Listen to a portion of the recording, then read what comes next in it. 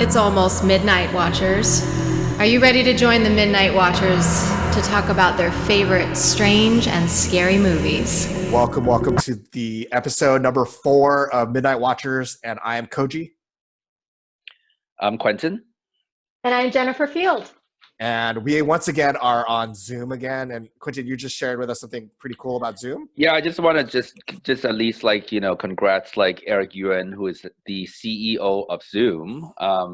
He actually, according to Bloomberg, he was refused 8 times for getting from getting a U.S. visa for coming to America from China. Finally, he made it, and then I guess the company just went public, and right now the company's worth is like 3.2 billion. So, well, that's Wow. a real rags to riches story, right? That's amazing. And ironic. Yeah, no, ironic with Trump calling it the Chinese virus, and during the coronavirus, we're using Zoom like a motherfucker. Yeah, every meeting I have seems to be on Zoom right now, and it's madness. So I'm glad that he's doing well. But Cisco also has another platform, another Cisco platform, which is a video conferencing kind of thing, and that's supposed to be pretty good. WebEx, I think. WebEx. And by the way, we're not getting paid from Zoom, so maybe if Zoom wants to be a sponsor, that'd be really, really awesome. They can come in and sponsor us. But let's get into our episode. Last time we talked about a Serbian film, which was very disturbing. So this time we're going to go to another disturbing movie called Cannibal Holocaust, which I watched on YouTube. And this movie was filmed in 1980. So in 1979, intent on venturing into the vast and unexplored areas of the virgin Amazon rainforest, a small American film crew attempt to make a documentary about the region's indigenous cannibalistic tribes, only to disappear without a trace. As the noted anthropologist Harold Monroe and his team of seasoned guides embark on a rescue mission to locate the missing documentarians in the heart of the Green Inferno, fearful tribes that no white has ever seen before will soon start to take an interest in them. Inevitably, as the professor unearths more evidence about the fate of the film crew, by sheer luck, a desperate battle to recover the raw footage that was paid in blood will commence. After all, the world must know that the savage and unspeakable atrocities committed on the riveting, unedited footage. In the end, what has really happened to the overambitious explorers and the shocking final 2 reels. So the director is Ruggero Deodato. God, all these names are super hard. Writers, Gianfranco Clerici, and let's see. Then additional dialogue in Italian, Giorgio Stigani. Stars Robert Kerman, Francesca Cidardi, and Perry Pirkanen. And the budget was $100,000. And interesting fact, they made $2 million box office here in the United States. So who wants? Wait, the budget was $100,000? I didn't know that. Yeah, I read about that. It was $100,000. Yeah, so it did. Wow. So Quentin, why don't you tell us what you thought of the movie? Yeah, so basically I saw the movie quite a while ago, and in fact there's like a genre of Italian horror films somehow came out back in the late 70s and 80s that are just all cannibal films. And apparently no American filmmakers have ever made movies in that genre other than most recently Eli Roth that made The Green Inferno, right? Which is sort of like basically an homage to Cannibal Holocaust. And somehow this genre that came out, because this genre split it up from Italian horrors, which is like from Lucio Fulci and Dario Argento, and sort of split off from that kind of giallo kind of thing and became this genre of cannibal movies. And I saw it quite a while ago. I think at the New Art, I would say 10 years ago, and I just recently rewatched it. And I just always thought it was a very beautiful film and a very humane kind of film. That is just kind of like questions like all these genres of films, whether it's documentary, ethnography, horror film, exploitation film. I just think it's a very intelligent kind of film, and it's also it's not framed. I mean, there are very explicit and sensational footage in the movie, but I don't think it's anything. It's not like done in a very sensationalist kind of way. And it's a very clever film because it's really about this professor that's trying to go to the jungle to find his missing students, and ends up discovering this lost footage, and then rewatch this lost footage with the audience and realize what these kids kind of do. and you question, like, at the end of the day, who is the savage? I mean, are the cannibals the savage? Had they, or are these kids, are these filmmakers the savage? Are they exploitative by trying to, like, videotape, basically, like, make a movie out of this lost tribe, right? So there are all these questions being raised, and at the end of the movie, there's not any judgment. It's just like, basically, he says, well, this is what these kids made, and he just kind of walks away into New York City. So I think that's a really, for me, I just felt like I was personally very moved by, every time I saw this movie, I was very moved by that experience of watching these footage, even though it's incredibly graphic and it's kind of real. And I just thought it was just one of the most clever films ever made. And in fact, that's the film that's precede like the Blair Witch Project. Without Cannibal Holocaust, there would not have been a Blair Witch Project, because Blair Witch Project definitely took the idea from Cannibal Holocaust. Jennifer, what did you think of the movie Cannibal Holocaust? I also thought it was really beautiful. I thought it was going to be gratuitous. I had this assumption that it was gory and gratuitous and cheap, because I had heard it was, made way more than it was made for. And I looked up and saw it was like $100,000 budget, which means less than even the Crazies. But it didn't feel super that low budget to me. It was artfully done. I really enjoyed it. Again, I thought it was going to be just a really graphic movie, and I've never seen any other cannibal movies, really. I haven't seen those Italian movies you're talking about, and I haven't seen The Green Inferno, which I wanted to see, actually. I always wanted to see that. And I just wanted to bring up, why was it that, they were allowed to kill real live animals on screen? Because as far as I tally, every single one of those animals was alive. Too. Yeah. So basically, that they killed that, is it a monkey? They killed a monkey. They killed, like, the turtle. And actually, that's a very grotesque kind of footage, because I even for my last viewing, I fast forwarded it, because I just remember that killing that turtle was so kind of like horrific.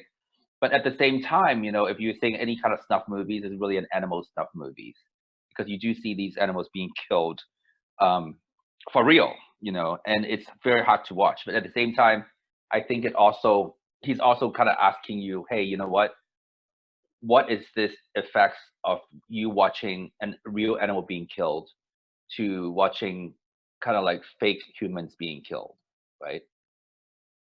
Because nobody was killed on the film, obviously. Although, wasn't it all those special effects, Wasn't there a controversy, though, in Italy at the time? I was reading about how they thought it was actually a real snuff film, and that people were actually really, really dead. And so I remember, because it was so shocking, right? It felt real. They did a really good job of making it feel real. And so I think that was, for a lot of people, that was like the first time that they thought they saw somebody die on film, right? So I think that was really interesting. But Quentin, one of the things you were saying was this really one of the first found footage movie? Yes. Wow, that's amazing. That's really, really. I mean, that's been a critic's been saying, because, like, Blair Witch Project didn't do that, but it was really Cannibal Holocaust, because it's 1980. Nobody's done anything like that before, about these film students who, like, basically it's the same premise, with Blair Witch Project, but except it was, like, I think 10 years earlier. But when was 1997? But 27 years, 17 years earlier. But I think the whole idea, it's like they did not fake killing the animals. I'm not sure why it could be.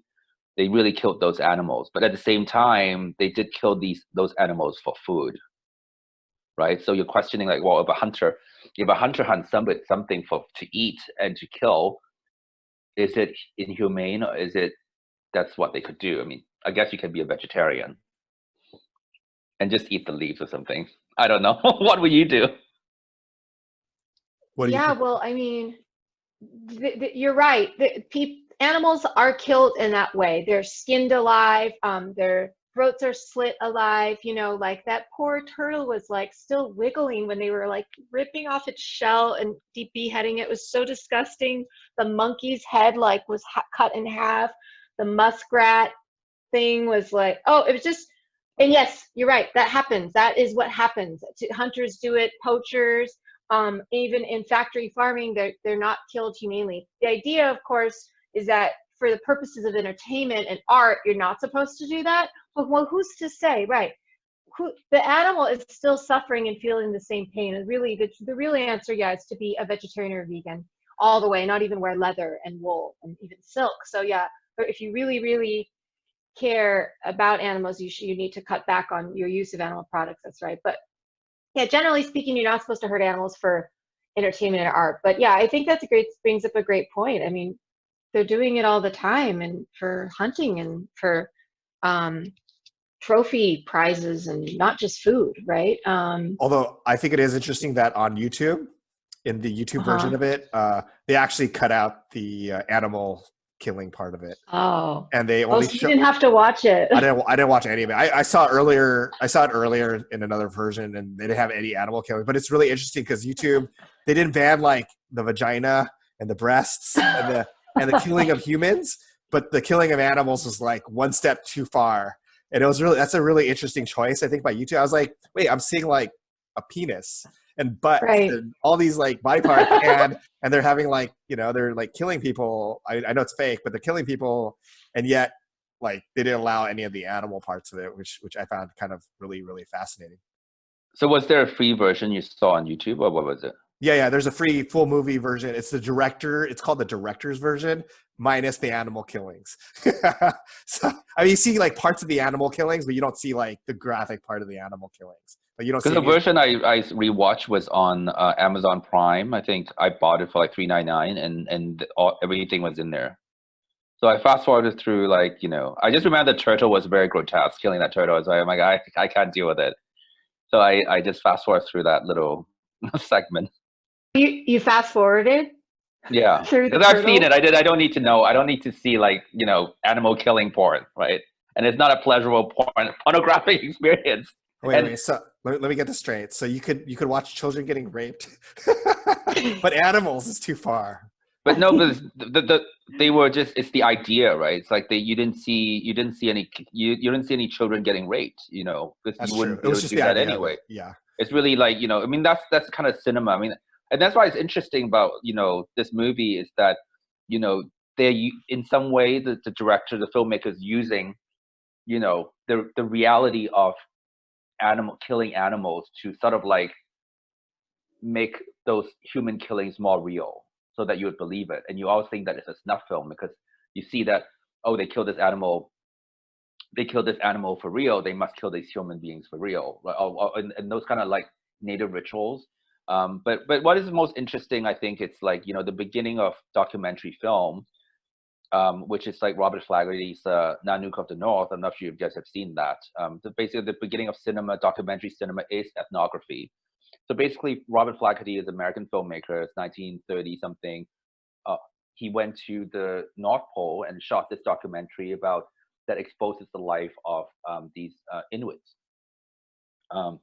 So that was basically taken to be this, wow, he's the father of documentary, but he also had a backlash later where they were saying like, well, he sort of like staged some of it. He asked the kid to do this. He asked these people to do this, So again, like coming back from like, this whole the beginning of documentary to this movie, you can just tell the filmmaker is very educated in terms of the genre, because the movie is basically ethnography. It's a fake ethnography. It's like a fake, they're faking this journey to explore this kind of like cannibals culture, and using like native actors and everything. But at the same time, they're really questioning, well, what is considered horror film, what is considered exploitation cinema, and what is considered documentary, and what is considered ethnography, and who is being exploitative, and what, the way that you look at this movie. What do you think about that, Jennifer? I'd never seen a movie like this before. You're right. It's kind of like at the crossroads of found footage, sort of satirizing or giving a perspective on ethnography and documentary filmmaking. I mean, that's